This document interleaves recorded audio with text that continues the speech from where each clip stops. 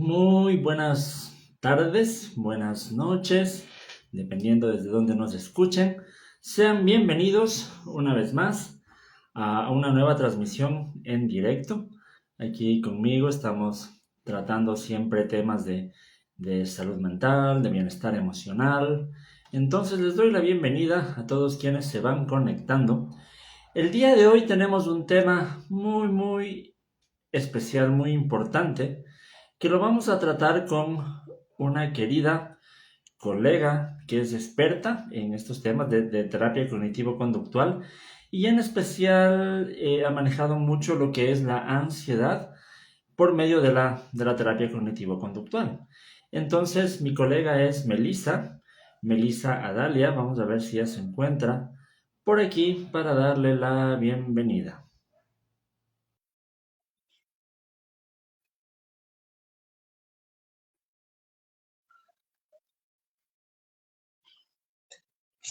Estoy aceptando la invitación. Hola, Meli, ¿cómo estás? Hola, Hugo, ¿cómo estás? O sea que no te veo, pero te escucho. Oh, sí, a veces ha pasado eso, no sé a qué se deba. Bueno, no importa. Total nos conocemos las caras. Claro que Está sí, bien, claro que sí. está bien. Un gusto Eh, tenerte por aquí, Meli, gracias. ¿Cómo no te escuché? Perdón. No, te decía que un gusto tenerte por Y aquí. Gracias por aceptar la invitación. gracias a vos, Hugo, por la invitación. Y bueno, saludos ahí, que algunas personas están saludando, así que arrancamos saludando. Sí, les estaba comentando que hoy vamos a tratar un tema muy importante y Meli, tú eres experta en terapia cognitivo-conductual.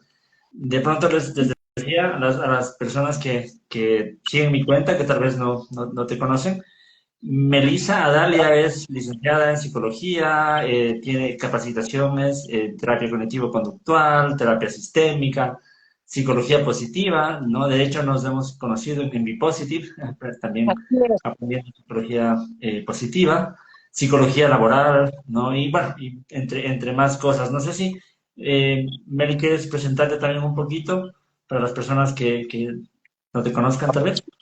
Bueno, sí, básicamente eso, soy psicóloga, profesora y lo que comentaba Hugo, que básicamente me estuve formando en distintos enfoques terapéuticos. Me gusta mucho la clínica, actualmente en realidad estoy trabajando mucho en una empresa en la parte laboral, pero la clínica es lo que a mí más me gusta, así que todo lo que tenga que ver con, eh, bueno, ansiedad, que es uno de los temas que más me apasiona. De hecho, tuve mis primeros pacientes con este tema, así que es algo que me gusta mucho. Así que bueno, la idea es poder compartir un poquito con ustedes. Ujú. Así es, Meli, gracias. Y sí, en realidad la ansiedad es un tema bastante común últimamente, ¿no? Afecta a gran cantidad de personas y por eso es importante hablar de este problema y sobre todo de las soluciones, ¿no? De las alternativas que hay como para tratarlo. Para Eh, tratar tal cual. Empecemos un poquito explicando qué es la ansiedad, ¿no? Y cómo podemos reconocer que en realidad necesitamos ayuda. Bien, a ver, la ansiedad es una respuesta normal, ¿sí? De nuestro organismo, es una respuesta natural, es emocional, es física, está, digamos, en nuestra mente y en nuestro cuerpo, porque no podemos hablar de una separación de la mente y el cuerpo, ¿no? Lo que pensamos afecta a nuestra conducta, ¿sí? Es una emoción que surge a diario, que surge cuando aparecen desafíos de la vida cotidiana, como ser una entrevista de trabajo, cuando aparece un proyecto nuevo, cuando tenemos una mudanza, cuando hay eventos muy específicos que nos genera un poquito de estado de alerta y nos hace estar como preparados, de alguna manera nos motiva, es decir, es una emoción muy útil, natural, ¿sí? Es totalmente útil para afrontar los desafíos de la vida, ¿no?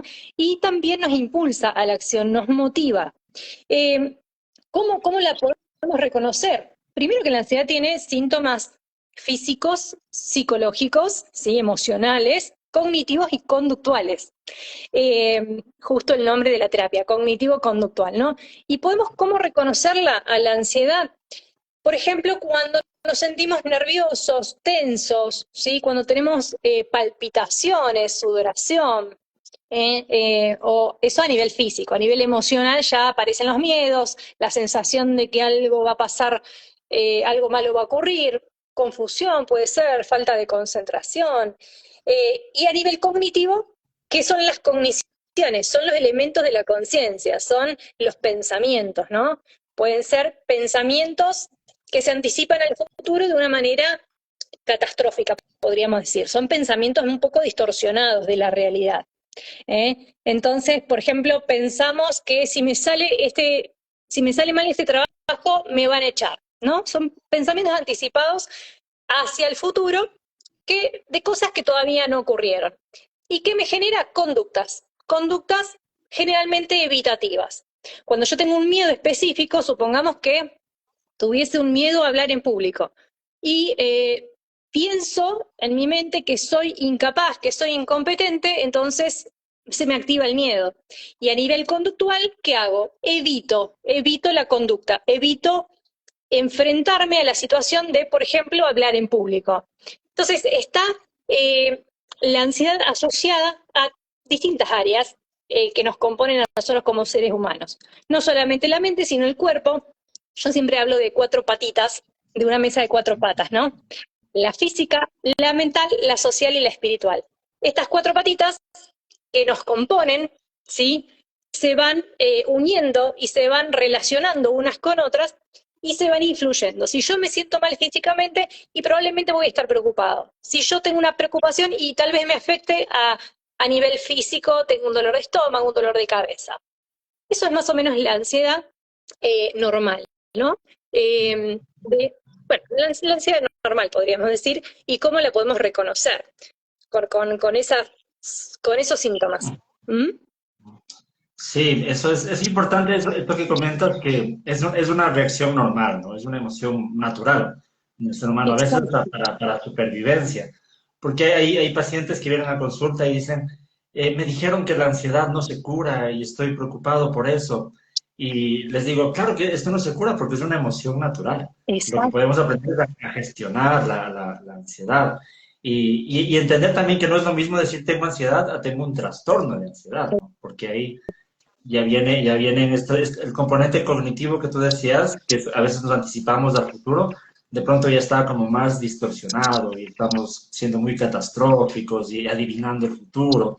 Eso ya es otro tema, eso sí podemos tratar y gestionar, ¿no? Pero en sí es una respuesta natural, ¿no? Tal cual. Me interesó la palabra que dijiste, gestionar, ¿no? A mí me gusta mucho usar esa palabra, porque justamente se trata de gestionar eso que me está pasando. ¿Y por qué? Porque lo tengo que hacer ahora, en el presente. Tengo que poder hacer algo con eso que me preocupa o me genera malestar. Pero dentro de lo normal y lo natural, es esperable que todos tengamos ansiedad y no es algo para preocuparse del día a día. Ujú. Pero bueno, si aparece, bueno, eso lo vamos a hablar un poquito más adelante, pero si aparecen otros síntomas o persistencia de los síntomas, ahí ya tenemos que pensar en una preocupación. Pero bueno, seguí vos, Hugo, con lo que consideres. Sí. Conectemos esto con lo que comentaste, que hay un área cognitiva y un área conductual que se ve afectada en la ciudad. Entonces, entremos ahí a lo que es el tema de hoy, ¿no? La terapia cognitivo-conductual. ¿Qué es un poquito, si lo explicas, y cómo nos puede ayudar esto a gestionar la ansiedad?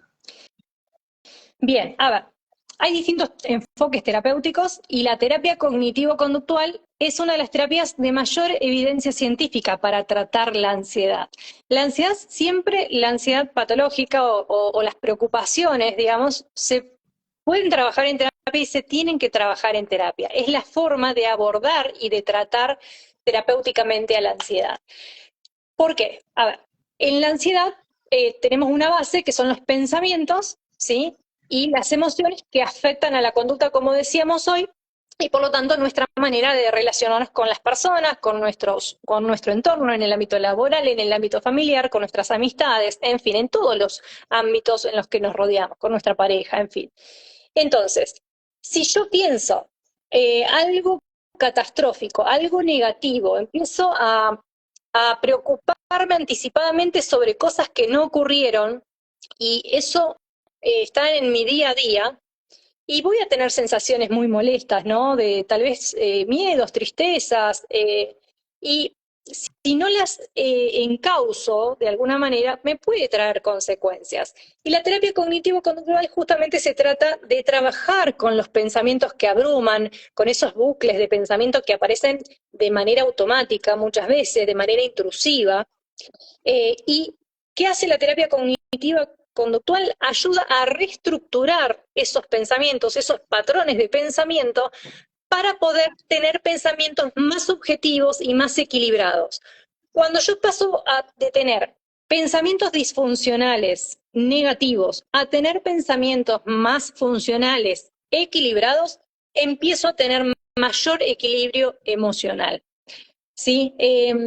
Eso es lo que principalmente hace la terapia cognitivo-conductual, que es un enfoque muy práctico, tiene muchas técnicas con las cuales se trabaja, y esas técnicas que son específicas, basadas en la evidencia científica, son las que hacen que la ansiedad se disminuya.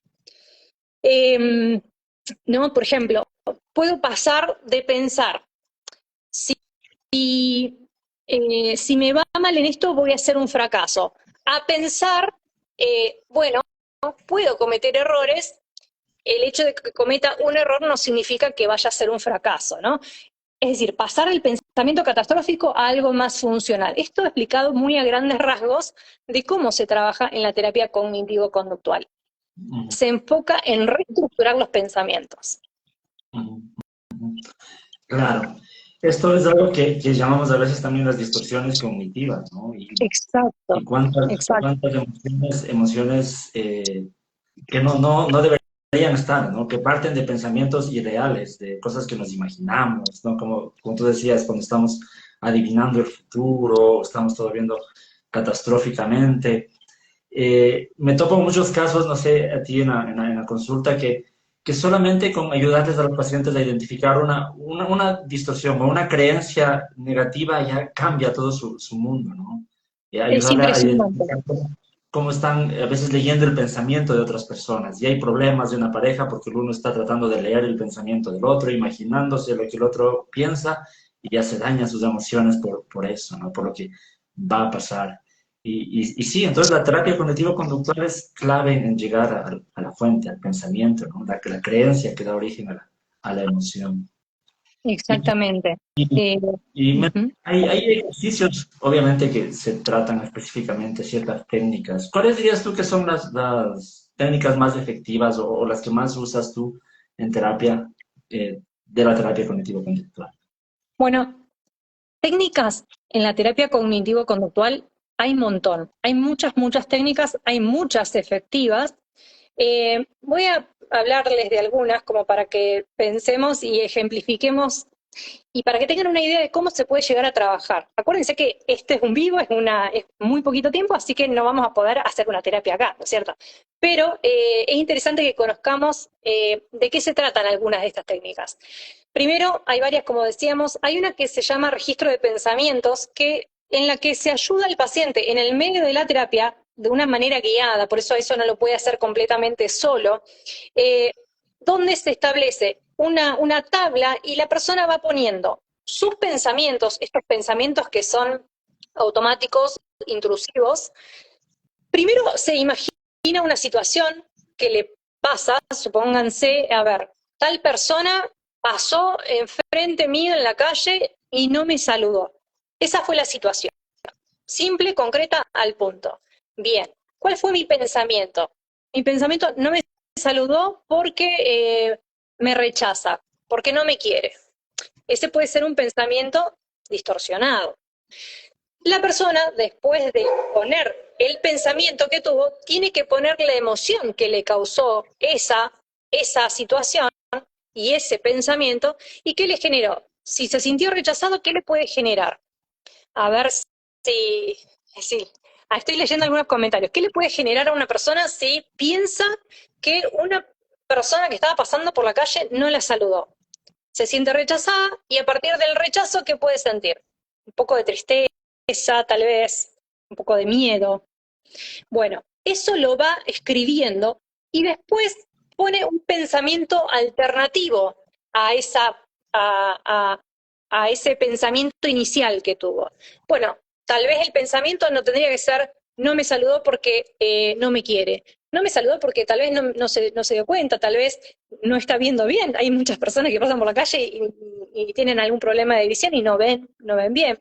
En fin, ese es un ejercicio muy básico, muy chiquito, pero que ayuda un montón a la persona a modificar un poco ese pensamiento y, por supuesto, la emoción que le genera tanto malestar y la ansiedad, ¿no? Eh, Eso es un ejemplo. La técnica de exposición gradual también, la reestructuración cognitiva, la psicoeducación, son diferentes técnicas.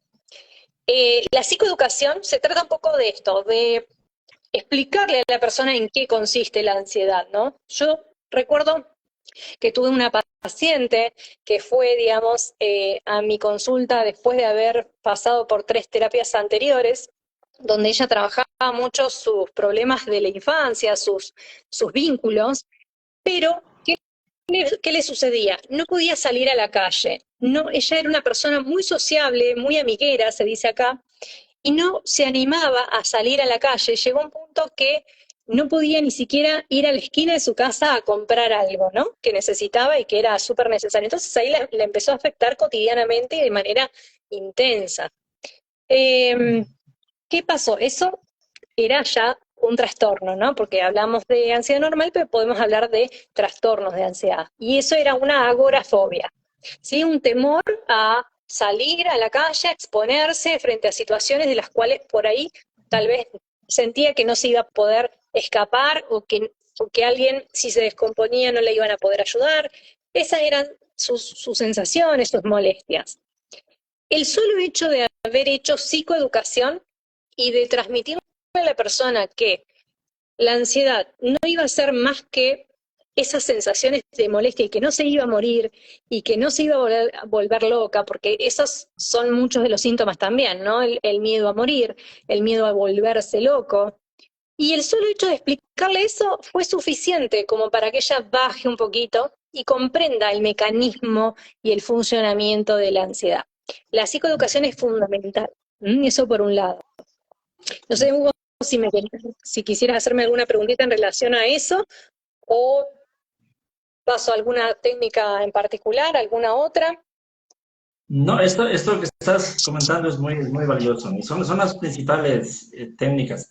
Estaba pensando en esto que mencionabas, a veces solo sí, la psicoeducación, explicarles alguna cosa, cambia completamente, porque hay, te has dado cuenta, este autosabotaje, cuando la persona empieza a tener síntomas físicos por la ansiedad y luego el temor no es tanto a lo que le generó la ansiedad, sino a los propios síntomas de la ansiedad.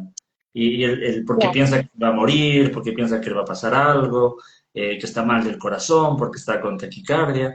Y es ese temor el que le genera más ansiedad. miedo Y al miedo, ¿no? aumenta el síntoma y es ahí como una espiral descendente, ¿no? Que, es como un autosabotaje, porque ya no es tanto Totalmente. el temor a lo que me causa la ansiedad, sino el temor al síntoma que me causa la ansiedad. Tal cual. Temor al síntoma, miedo al miedo, que el miedo es un síntoma, ¿no? Tal cual.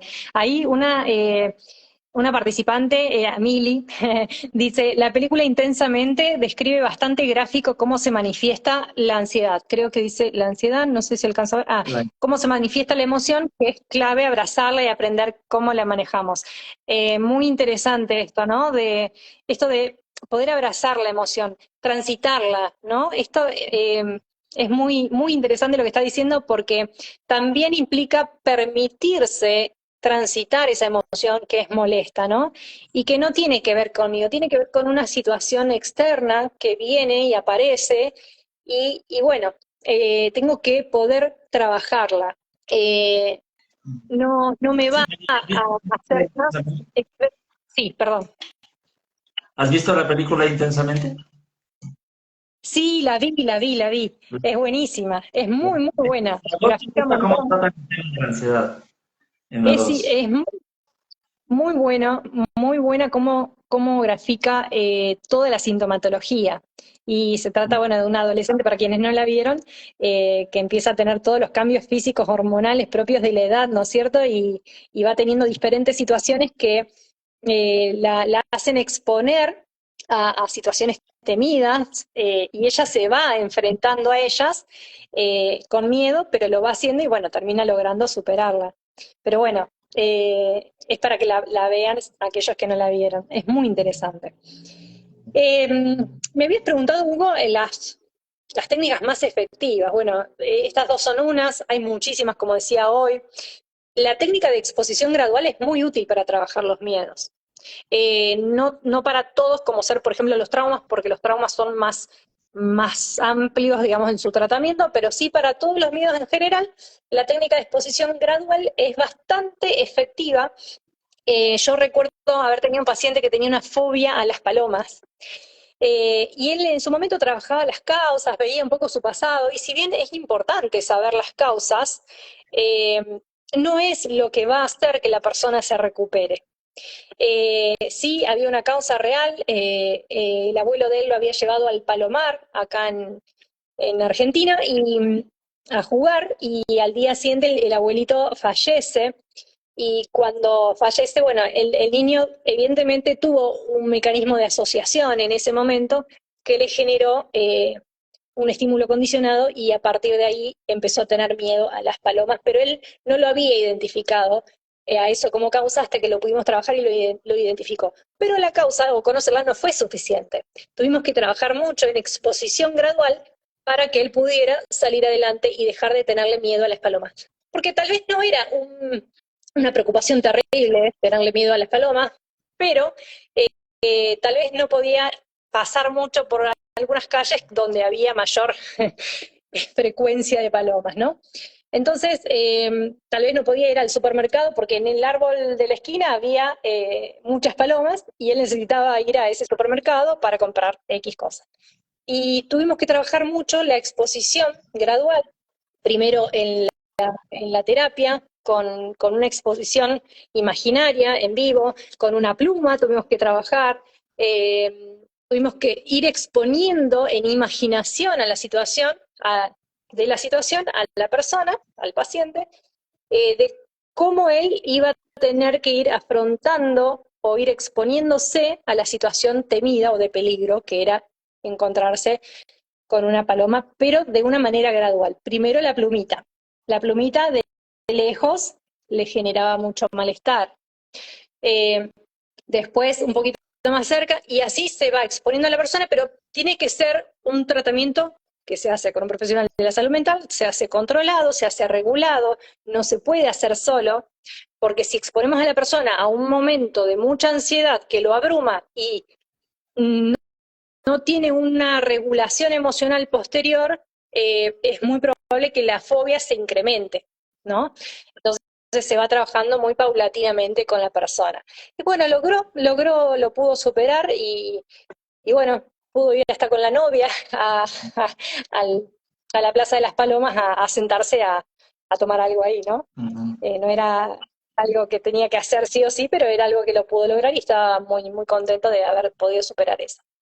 Tal vez eso no es una molestia muy grande, pero hay otros miedos que sí lo son y que es importantísimo que la persona pueda ir exponiéndose al objeto temido o a la situación temida. Eh, Eso como una técnica también importante, ¿no? Del trabajo terapéutico. Sí, como tú comentabas, eso va a ser bajo supervisión, ¿no? Por eso es importante buscar a un profesional de la salud mental para ser guiados en estas técnicas de esta desensibilización sistemática, ¿no? Y esa exposición gradual. Y sobre todo, algo que yo siempre comento a mis pacientes es que en temas de salud mental no hay una receta como para todos, ¿no? Como para decir, esta es la receta para tal trastorno, la receta, como en la medicina lo hay, ¿no? Aquí hay cierto, yo digo, cierto arte que debe tener el psicoterapeuta de saber entender cuál es la técnica para cada paciente, ¿no? Porque todos somos diferentes, hay cosas que funcionan con uno, no funcionan con otro. Entonces, el trabajo del psicoterapeuta es conocer a la persona, trabajar y entender cuál es la técnica que va a funcionar mejor, ¿no? Entonces, es un arte Exactamente, también, piensas tú, el tema de la exactamente.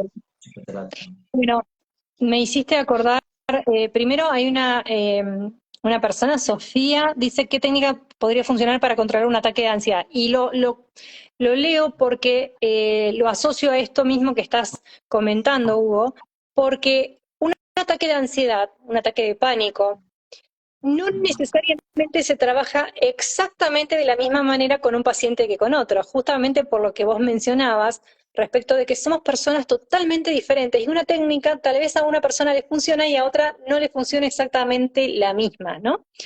Entonces, respecto de una técnica que podría funcionar para controlar un ataque de ansiedad es, por ejemplo, la respiración consciente, ¿no?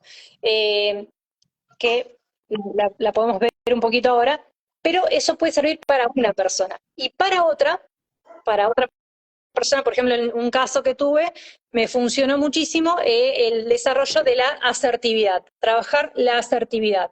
¿Qué tenía mal a mi paciente? Que estaba con ataques de ansiedad porque se había distanciado del hermano afectivamente, o sea, se había distanciado del hermano por un problema muy simple, pero que ella no se animaba a hablar con el hermano, no había forma de que se animara a hablar con el hermano. Eh, ¿Por qué? Porque justamente el miedo genera bloqueos, genera paralizaciones, genera que la persona evite la situación de temor y tenía mucho miedo de enfrentarse al hermano porque tenía miedo al rechazo, tenía mucho miedo a que el hermano la rechazara. Entonces se trabajó muchísimo sobre la asertividad y esta paciente logró por medio de eh, buscar el momento, encontrarse con el hermano, ver la manera de cómo decirle las cosas, que, que no se las había dicho nunca, simplemente porque no estaba acostumbrada a afrontar conversaciones difíciles. Sin embargo, lo pudo hacer y pudo resolver con esa simple técnica una situación familiar que la tenía muy mal y que después, bueno, alivió su sintomatología de ataques de pánico. Los ataques de pánico, para quienes no conocen, son sensaciones muy, muy feas de, como mencionabas vos, Hugo, ¿no?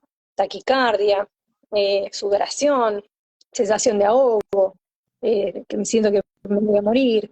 Y la respiración diafragmática es fundamental, ¿no? Es fundamental porque genera, digamos, un alivio general del sistema nervioso y me centra en el momento presente. Lo que tiene la ansiedad es que está muy en el futuro y yo lo que necesito en ese momento es anclarme un poquito en el presente y sentir eh, un poco, perdón, que mi perrita está ladrando bastante. Sentir, por ejemplo, conectarme con el momento presente para no focalizarme tanto en los miedos hacia el futuro. Eh, Vos, Hugo, la conocés muy bien a esa técnica, obviamente, de la respiración consciente, o bueno, hay muchas técnicas de relajación y de respiración, ¿no? Pero hay una que Yo se creo llama, que sí, los pacientes a veces como que desestiman o subestiman el valor de la respiración, ¿no? Y como que suena muy genérico decir respira, respira y piensan que no, tal vez no sirve, pero hay toda una carga, como tú decías, incluso biológica, ¿no? Una explicación biológica en ese momento. Nuestro sistema nervioso está reaccionando como, señales de alerta, de temor. El cortisol, la adrenalina nos hacen respirar muy rápido porque estamos alerta, queremos reaccionar. Entonces, el momento que respiramos conscientemente y profundamente, lo que estamos enviando señales a nuestros cerebros, no hay peligro, estamos en calma, ¿no? Entonces, contrarresta, incluso hay toda una explicación, como te digo, incluso biológica de por qué la respiración no deberíamos subestimar, sino ser como la base de todo lo demás, ¿no? Después que nos calmamos con la respiración profunda, podemos trabajar en la racionalización, desafiar estos pensamientos y todo lo demás, ¿no? Pero la base creo que es mucho la respiración. exactamente, para un momento de mucha crisis, de un ataque de pánico, la respiración es fundamental. Y sí, como decías, a veces se la puede desestimar, pero no hay que desestimarla porque es realmente muy valiosa para aliviar la sintomatología. Y es central poder hacer, por ejemplo, un ejercicio de respiración 4-4-4. Inspiro 4 veces, me pongo la mano en el abdomen, en el diafragma, inspiro 1, 2, 3, 4, retengo 1, 2, 3, 4 y exhalo 1, 2, 3, 4. Así 3, 4, 5 veces hasta que todo el organismo baje, digamos, su estado de alerta, que es propio de una situación de terror, de una situación de miedo, pero que en este caso no está siendo un miedo real, sino un miedo imaginario. La mente es muy, muy poderosa y el pensamiento es muy poderoso y puede gobernar toda una estructura fisiológica. Entonces, si nosotros no regulamos ese pensamiento, y las consecuencias y las molestias van a ser muy altas. Entonces, es importante no desestimar el poder que tienen los pensamientos sobre nuestra mente y sobre nuestras conductas. Yo siempre pongo el ejemplo de un limón, que lo podemos poner ahora como para que prácticamente lo podamos observar. Imagínense un limón, un limón, un limón, imagínenlo bien, lo agarro, lo corto por la mitad, me llevo la mitad a una de las manos, agarro, ¿qué hago? Lo acerco a la boca, lo exprimo y voy tragando el juguito del limón. Imagínenselo bien, tragan el jugo del limón. No sé si lo están haciendo, pero tienen que fijarse bien de imaginárselo bien y de hacer que el pensamiento sea ese: limón amarillo cortado por la mitad, me llevo el jugo y lo trago. Esa sola imaginación, no sé, Yo ya Hugo, estoy si te pasó. Bueno, esa sola imaginación nos puede generar un poquito de salivación. Sí, eso te digo, yo ya estoy salivando. Sí, Sí. bueno, fíjate que es algo muy simple y estamos hablando de un ejercicio de imaginación. Nuestra mente no vio el limón, no tengo un limón acá, lo imaginamos y tuvimos una conducta fisiológica natural, la salivación. Entonces, ¿para qué pongo este ejemplo? Para pensar en lo poderoso realmente de los pensamientos y cómo nos afectan. Y si esos pensamientos son negativos, con mucha más razón, ¿no es cierto? Y en lo positivo también, esto que tú ilustras nos sirve para ver cómo muchas veces la meditación guiada en, imaginarse un paisaje que a uno le guste, y estar en la playa o en la montaña, en el bosque, y todo, imaginarse eso, pues produce el mismo efecto en nuestro cerebro, ¿no? De bienestar, de Exacto. calma, porque así estamos programados, ¿no? Así estamos programados. Así como nos podemos imaginar algo negativo y feo, nos podemos imaginar algo completamente contrapuesto, lindo y diferente, y tiene efectos, obviamente, para ese lado, ¿no? Eh, bueno, no sé si quisieras hablar de alguna otra técnica, pero a ver qué están diciendo en el chat. Bueno, creo Eh, que técnicas podríamos estar todo el día, ¿no? Hablando no, de no, diferentes técnicas. está Como te lleno. decía, lo importante es conocer la relación terapéutica, ¿no? Conocer al paciente y sobre todo guiar a los pacientes en el autoconocimiento, ¿no? Que cada uno vaya también conociéndose y entendiendo cuáles son las técnicas que cada uno le funcionan. Entonces, este autoconocimiento también es importante. Lo Y con que- todo lo que hemos hablado, Meli, aún así creo que hay muchas personas que siguen con la idea de que la ansiedad es algo que solamente hay que superar, ¿no? O a veces cuando se aconseja a alguien, entre muchas personas se aconsejan y se dice, no, solo pon de parte, no, solo con la fuerza de voluntad se puede superar la ansiedad. ¿Qué les dirías tú a esas personas?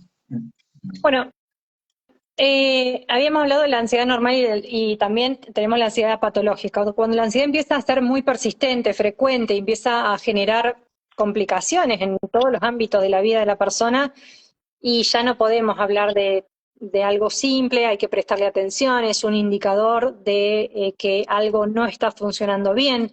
Entonces, no es que se supera ignorándola o con simplemente pensar, lo tengo que superar, o con solo pensar distinto lo voy a controlar.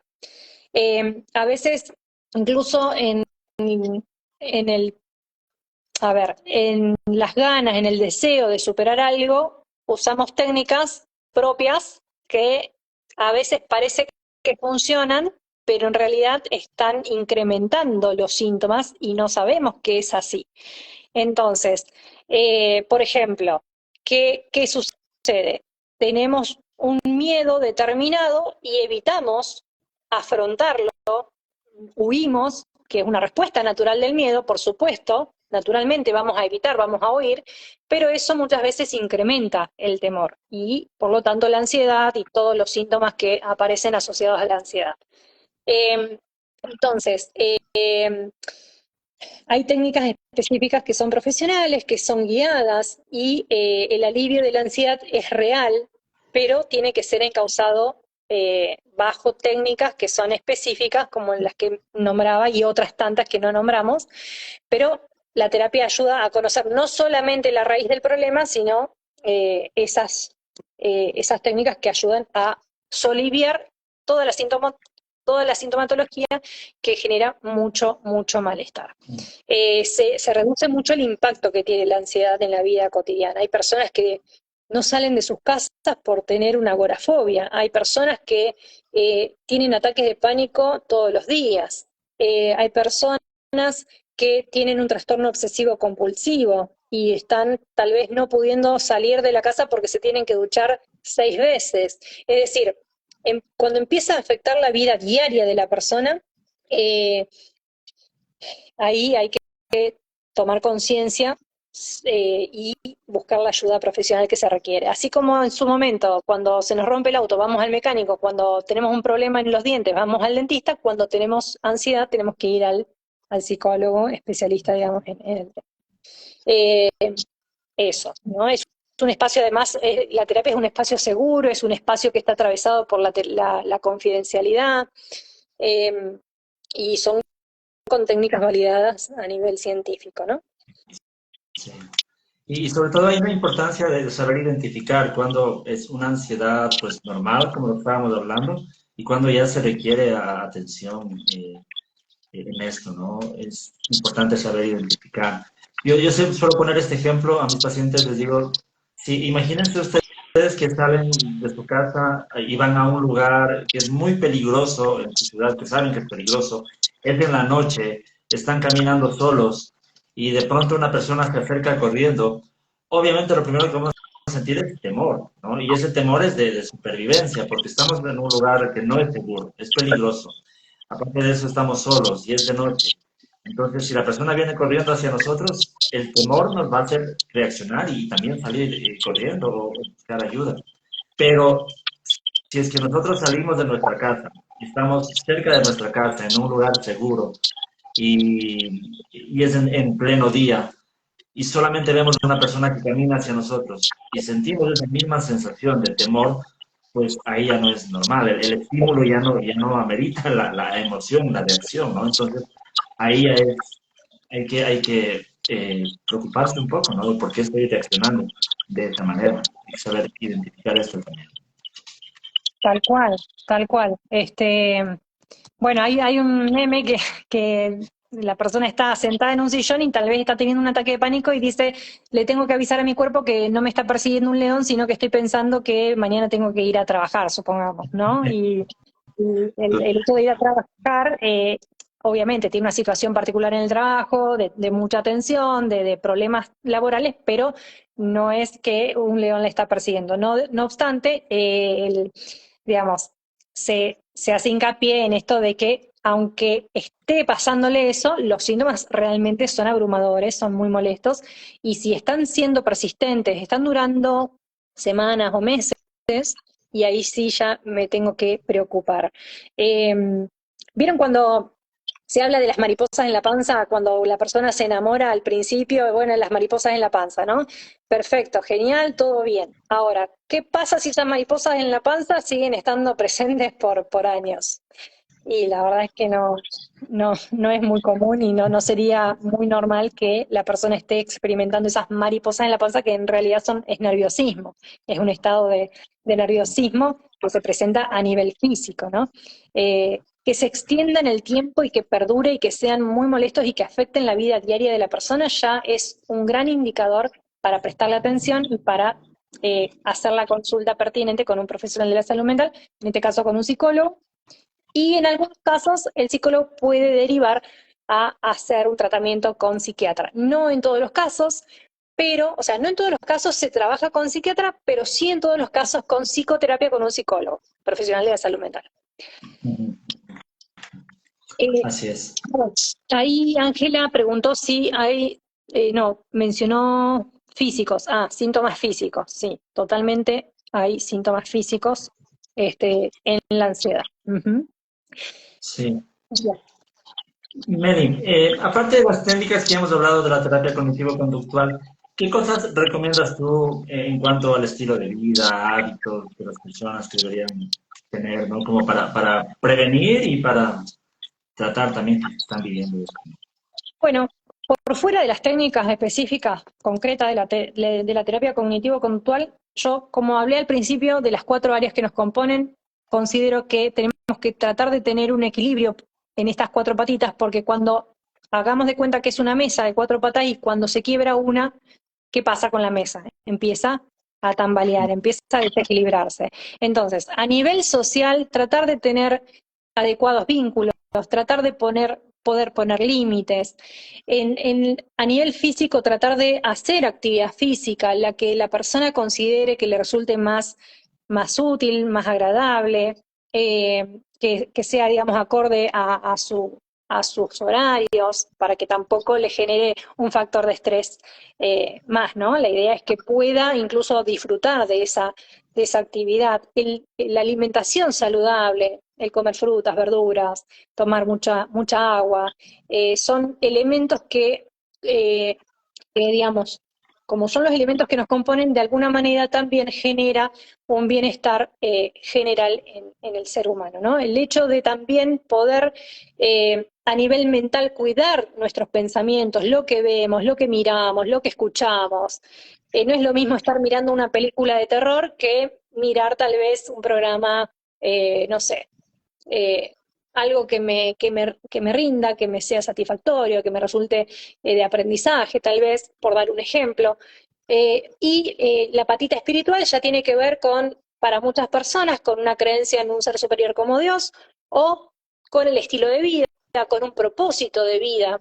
Es importante que las personas podamos tener un propósito de vida para poder conectarnos con nuestro presente, con un desafío, con la persistencia y con otras fortalezas que me van a permitir enfocarme en el presente y tratar de no estar tanto allá en cosas que no dependen de mi control, que no puedo modificar porque no surgieron, sino que conectarme con cosas que puedo hacer y controlar hoy, sobre las cuales sí puedo modificar o hacer algo. Eso es lo que yo recomiendo en general como para tener ese equilibrio, porque somos seres biopsicosocioespirituales y no podemos pensar solamente en el cuerpo, en la mente, en lo físico, todo por separado, sino que somos seres completos e integrales. ¿Mm? Así es. Y cada área es importante, ¿no? El área social, ¿no? Esto es importantísimo. ¿Cómo están nuestras relaciones? Eh, Totalmente. ¿Cómo, sí, cómo están nuestras relaciones? Eh, ¿Con quiénes nos estamos vinculando? ¿De qué manera? mm, ¿Qué relaciones elegimos para estar? Muchas veces el hecho de estar conviviendo tal vez con una persona que tiene características de violencia, o, y la verdad es que es un factor estresor muy grande y es generador de mucha ansiedad. El hecho de tener un trabajo que no nos gusta, donde se vive tal vez acoso laboral. Entonces, uno tiene que saber qué hacer, qué decisión tomar. Por supuesto que no es fácil tomar decisiones de vida importantes. Por eso se necesita siempre la ayuda terapéutica en muchos casos, ¿no? Porque no es que digo, tomo la decisión y listo, se terminó, ya no tengo ningún problema, voy descartando gente en la vida, porque no funciona así. Sería muy, muy mágico pensar de esa manera. Pero, bueno, eso, ¿no? Tener muy en cuenta los vínculos que tenemos, cómo nos alimentamos, y qué hacemos con nuestro cuerpo y con nuestro entrenamiento mental, ¿no? Este, Sí, sí. sí, sí. Muy, muy importante todo lo que nos estás compartiendo hoy, Meli. Y es que tú has escrito sobre esto, ¿no? Tienes una guía sobre la ansiedad. Sí, hice Cuéntame. una guía práctica que puede ayudar a las personas principalmente al autoconocimiento, a ver si están experimentando algo de ansiedad. No es para autodiagnosticarse, por supuesto, pero sí para poder identificar algunas cuestiones. Hay algunas herramientas en esa guía práctica, eh, y también es como un preludio de un inicio de terapia. Es como decir, bueno, empiezo con esto, porque hay muchas personas que en esto del miedo no se animan a iniciar un proceso psicoterapéutico, más ahora que es todo virtual, tal vez no se animan ni siquiera a hacer la videollamada. eh, y bueno, esa guía práctica de alguna manera es una antesala de un proceso terapéutico. La pueden hacer solos, es a conciencia, es simple. No es que les va a resolver la vida de la ansiedad o un trastorno de ansiedad, porque para eso se requiere realmente un tratamiento específico, pero sí es como para iniciar un proceso de autoconocimiento y de empezar a pensar en posibles cambios que van a ayudar a la persona a un proceso de sanación, por así decirlo, ¿no? O de alivio de síntomas. ¿Sí? Esa Y, guía se llama Encuentra la calma gestionando la ansiedad. Sí. ¿Y en dónde la pueden encontrar, la guía? Esa guía está en mi biografía. Hay un link donde dice Hotmart. Ahí pueden linkear, aprietan ahí y lo lleva a una página y ahí se puede adquirir la guía.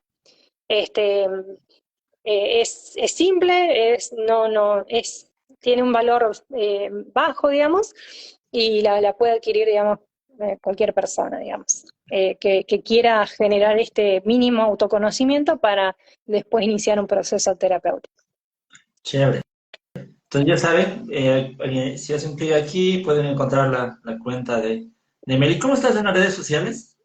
Estoy como Ujú, psicología.mental health, que está en inglés, que es salud mental. ujú, Psicología.mental health, en inglés. ujú. Este, Hugo, vos también tenés una guía importante sobre ansiedad, ¿no? Sí, yo he trabajado un poco más de lo que es la logoterapia y tengo una guía más para superar la depresión. Se llama El Camino hacia la Felicidad. Es un pequeño libro de ejercicios terapéuticos, logoterapéuticos. Qué bueno, qué bueno. Bueno, Me es gusta sumamente la interesante. terapia que es un complemento a la terapia cognitivo-conductual, por ejemplo. Ajá, Me gusta. Y ajá. como hablabas del área espiritual también, la logoterapia nos ayuda a encontrar un sentido, un propósito, ¿no? Algo que trascienda a nosotros mismos y tener eso claro en nuestras vidas es un pilar fundamental para superar estos problemas emocionales, ¿no? Entonces, me gusta la logoterapia. Y este viernes voy a tener un directo también con una colega que trabaja bastante la logoterapia. De pronto les anticipo también para que estén Bueno, pendientes. interesante. Y, Meli, me gustaría ir un poquito ya finalizando esto, agradeciéndoles a todas las personas que se han conectado. Mira, ahí nos preguntan dónde adquirimos el material. Ya Melissa nos contó en su cuenta de Instagram. Aquí pueden buscar la cuenta de Instagram de Meli también. Y ahí tienen los enlaces. Las personas que vean esto en YouTube, porque lo voy a publicar posteriormente en YouTube, este video también, les voy a dejar en la descripción del video un enlace también para que puedan ingresar.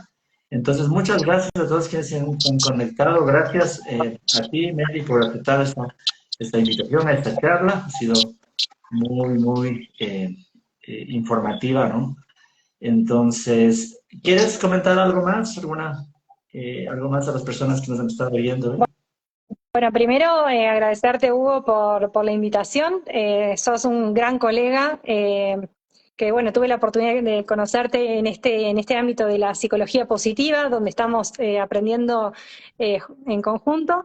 Y la verdad es que tu trabajo es maravilloso, el que haces, y esto de poder hacer estos encuentros que previenen de alguna manera son interesantes como para que por lo menos las personas sepan que hay salidas, hay herramientas. Por otro lado, bueno, agradecer a todas las personas que se conectaron, que bueno, tengo algunas amigas ahí firmes y valientes también. Así que bueno, agradecer eso. Y bueno, esto, ¿no? De que tener presente que es totalmente válido atravesar por un proceso de ansiedad, que tenemos que tratar de contar con personas que sean de apoyo, que validen nuestros sentimientos, pero que al mismo tiempo nos ayuden a salir adelante, ¿no? Y bueno, que nos animen también a buscar la ayuda que es específica para trabajar estos temas. No es algo menor a tener en cuenta, porque se trata de un problema de salud. Eh, Así que bueno, eso, que se animen, que tengan la valentía de dar el primer paso, de tomar acción, de generar esto que es el autocuidado, ¿no? El autocuidado en la salud mental, que es fundamental, porque si no tratamos estas cuestiones a tiempo, sí podemos tener mayores inconvenientes en la vida diaria después y no es nada agradable, ni para uno, ni para los demás, ni para el futuro, ¿no? Así que bueno, eso, animarse a dar estos pasos de valentía, de tomar acción e iniciar procesos de psicoterapia que son sumamente positivos. Así es, así es. Y aquí estamos a las órdenes pendientes, ¿no? Para servirles en lo que se pueda. Y sí, gracias por ese tiempo, gracias Meli, gracias a todos quienes se han conectado. Les invito a estar pendientes del contenido que publica tanto Meli en su cuenta de Instagram, como también yo estoy eh, continuamente subiendo contenido también. Entonces, que tengan una excelente noche. Gracias, Meli, por Bueno, conectarte. Gracias a todos. Y que pasen bien. gracias, Chao. Hugo. Que estés bien, cuídense. Saludos y cariño a todos. Mili, Anto, Ro, Ángela. Chau, chau. Chao, chao, chao. André. Chau, chau.